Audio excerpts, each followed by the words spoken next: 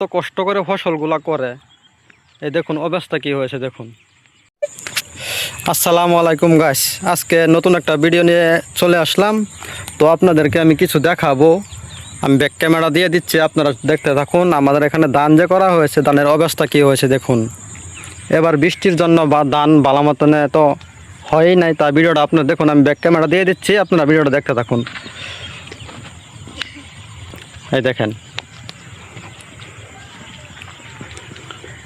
মানুষে যে অত কষ্ট করে ফসলগুলা করে, এই দেখুন অবস্থা কি হয়েছে দেখুন। আমি জুম করে দেখাচ্ছি। এই দেখুন এখানে ধান হয়েছে, এই দেখুন এখানে ধান পাকা ধরছে। এই দেখুন ফসল যদি এভাবে এরকম হয়, তাহলে ফসল কি করে করবে আর মানুষ খাবেই বা কি? এই দেখছেন ওইগুলা এখানে যত জমি দেখছেন, এই দেখেন সব জমি এরকম হয়েছে, কিন্তু সামনে কিছুগুলো জমি ভালো হয়েছে। ধান তো দেখাই যাচ্ছে না। এই দেখুন ধান কোথায়, সব মরে গিয়েছে। কিরা কেটে দিয়েছে ধান নিচে পানিতে। এখানে বৃষ্টির জন্য ক্ষেতগুলো ভালো মতন শুকানোই যায় না। এই দেখুন অবস্থা কি হয়েছে দেখুন।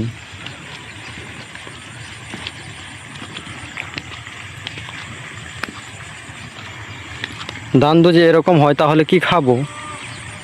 আমাদের এখানে তখন বিজেপি সরকার সাহায্য করে না মানুষদেরকে, মিয়া মুসলিমদেরকে সাহায্য করে না। মিয়া বলতে গেলে একটা কথা বোঝায়, মিয়া হচ্ছে একটা ব্র্যান্ড। আসামে যদি রাজনীতি করতে হয়, তাহলে মিয়াকে নিয়ে চলতে হবে। মেয়ের নাম নিলে ওরা ভাইরাল হবে না, না হলে রাজনীতি হবে না। এই দেখুন, এই দেখুন ধানের অবস্থাগুলো। ধান হচ্ছে, এই দেখুন। তো কোথায় ধান দেখতে পাচ্ছেন কি? ধান দেখা যাচ্ছে বলে সব পাতা দেখা যাচ্ছে। এই দেখুন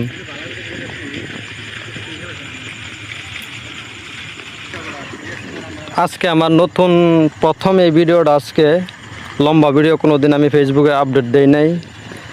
তো আজকে একটু ভিডিওটা লম্বা হয়ে গিয়েছে। তো ভিডিওটা যদি ভালো লেগে থাকে, অবশ্যই শেয়ার করে দিবেন। এরকম নতুন নতুন ভিডিও দেখার জন্য অবশ্যই আমাকে একটু সাথে থাকবেন, আমার সাথে থাকবেন, আমাকে একটু সাপোর্ট করবেন সবাই, যেন সামনে গিয়ে কিছু করতে পারি।